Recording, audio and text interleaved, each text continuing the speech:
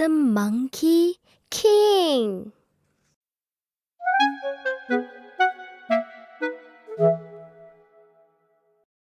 Chapter 1.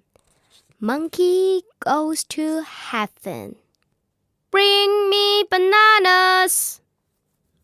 Monkey was the cleverest animal in China. He was the king of the monkeys. But he was not a good king. He was always stealing food and demanding presents.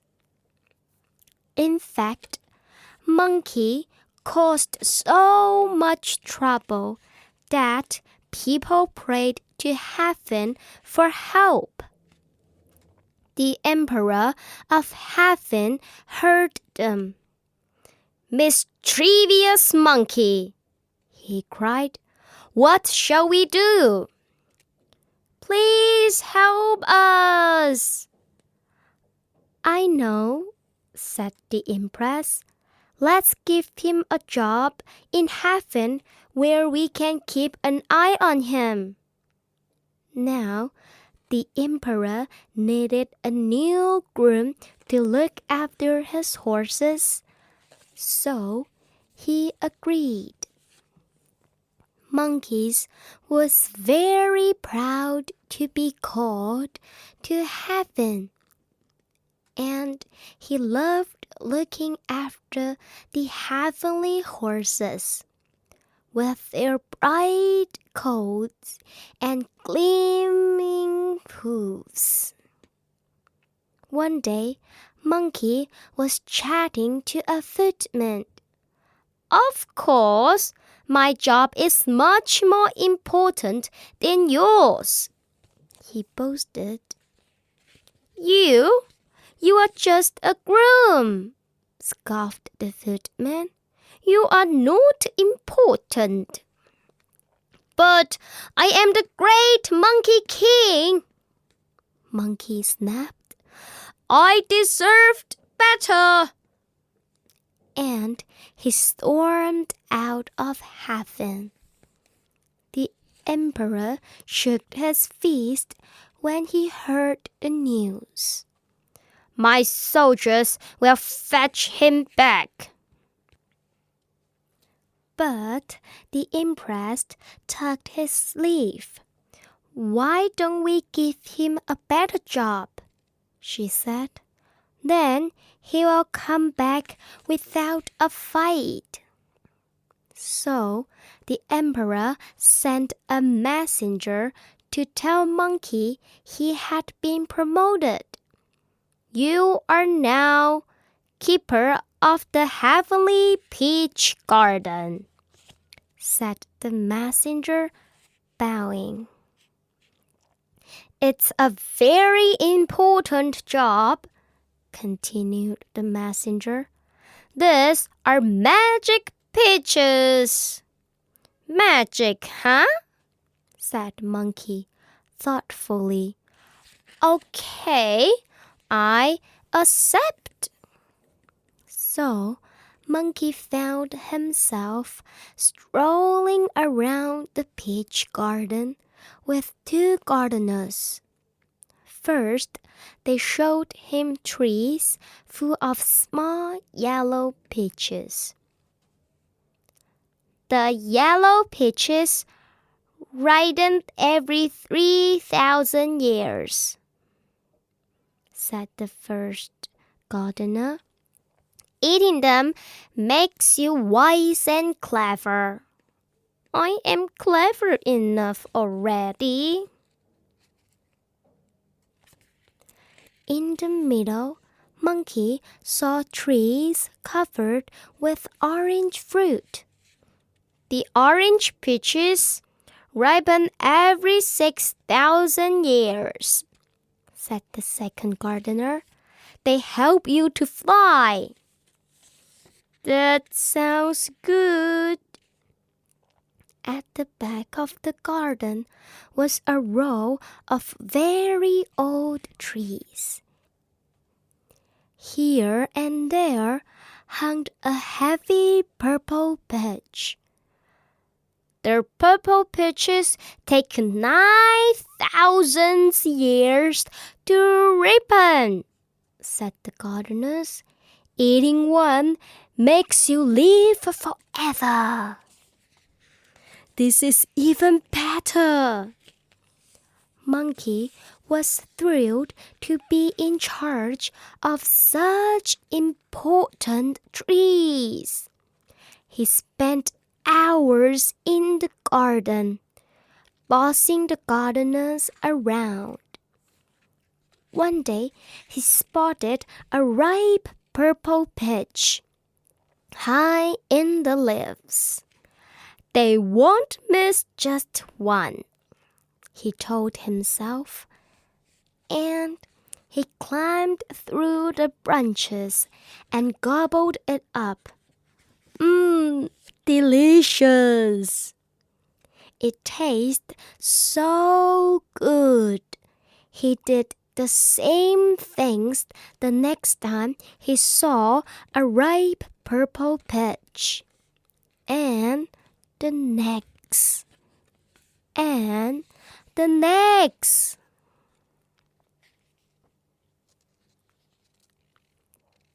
Chapter 2. The Peach Banquet. As summer drew to a close, the Empress of Heaven began to prepare for her yearly peach banquet. First, the Empress sent invitations to all the most important gods. Then he told the cook to prepare for his finest dishes. And lastly, she sent the heavenly fairies to pick the magic peaches. The fairies picked a few yellow and orange peaches. But on the oldest trees, they found only broken twigs and thorn leaves. After a long search, they spotted a single purple peach. The branch bent as they tugged at it, then snapped back with a loud twang. Oh! There was a yelp, and Monkey appeared, rubbing his nose. Hey! He shouted. That's my peach! The Empress needs it for her peach banquet, said the fairies politely. A banquet? Where's my invitation? Screeched Monkey. How dare she leave me out? Furious, Monkey cast a spell and froze the fairies to the spot. Then he stormed off to complain to the Empress. As Monkey passed the banquet hall, he saw servants laying out food, spiced buns, sizzling meats, stir-fried vegetables, and steaming rice. Monkey sniffed the air hungrily. When no one was looking, he snatched a plate and ducked into a cupboard. It smells good. Inside, rows of bottles lined the shelves. Monkey picked one up and read the label. He took a swig. It tasted like honey and peaches. Yum! Just the thing to wash out my dinner, he thought. I wondered if the other bottles taste as good. And one by one, he drank them all. Suddenly, he heard voices. Servants were coming to fetch the bottles. The Empress is very upset about the missing peaches, said a voice. It's lucky we have the potion to serve at the banquet instead. Uh-oh, thought Monkey, looking at the empty bottles. Time to get out of here.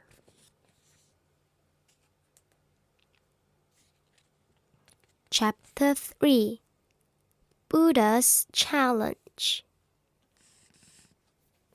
The Empress sighed. The banquet is ruined, she said. It's all the monkey's fault, thundered the Emperor. I'll set my soldiers after him. But Monkey was a good fighter, and the peaches and the potions had made him impossible to kill. Every time a soldier knocked him down, he sprang up again unharmed. What shall we do? Cried the soldiers. He's too strong. The Emperor frowned and pulled his beard. Let's ask Buddha to help, whispered the Empress. Buddha was the most powerful Lord in heaven.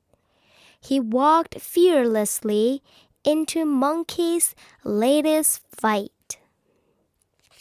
Monkey spun around. What do you want? He snapped rudely. I want you to behave yourself, said Buddha. You don't know the trouble you've caused. Why should I listen to you? Retorted Monkey. I'm the great Monkey King. I should be Emperor of Heaven. Buddha laughed. What makes you so special? I am a great fighter. I'll live forever, and I can leap thousands of miles in one go, Monkey said proudly. Smiling, Buddha stretched out his hand. If you can leap further than my hand, I will make you Emperor of Heaven, he said. But if you failed, you must accept your punishment.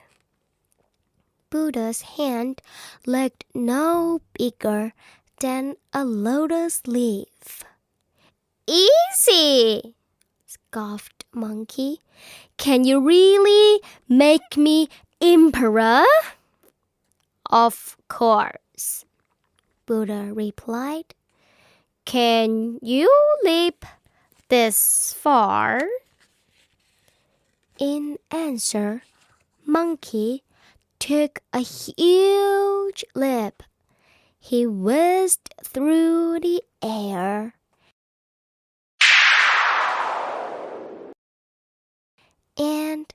finally landed beside 5 tall pink pillars. The pillars at the end of the world, he chuckled.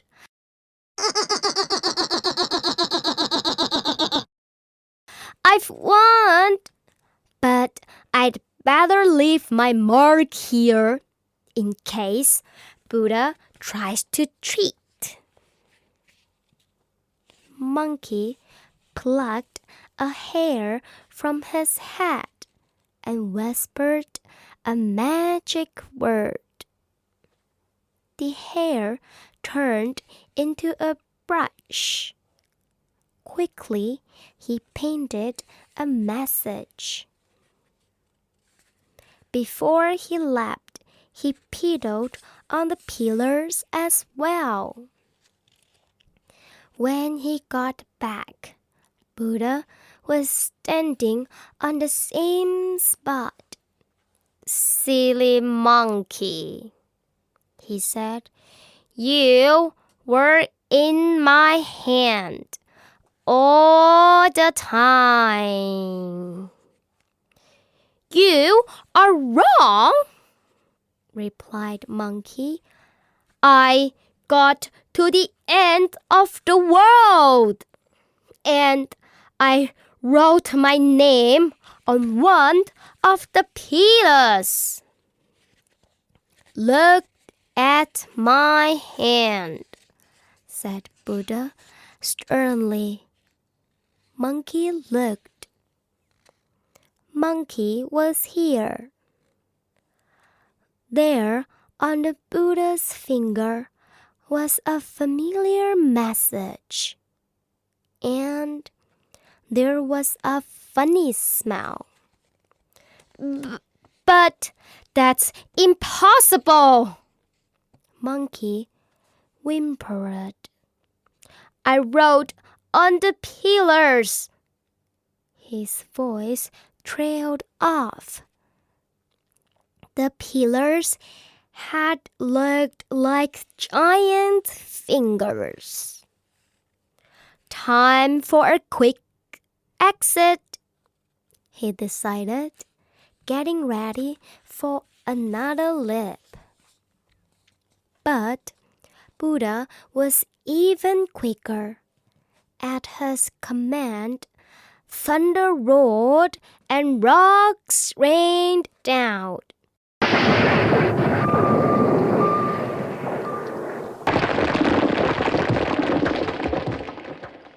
Burying Monkey under a huge mountain. The rocks didn't harm Monkey. The peaches and potions had made him too strong. But he couldn't move either. "And there you will stay," Buddha declared, "until you are ready to mend your ways."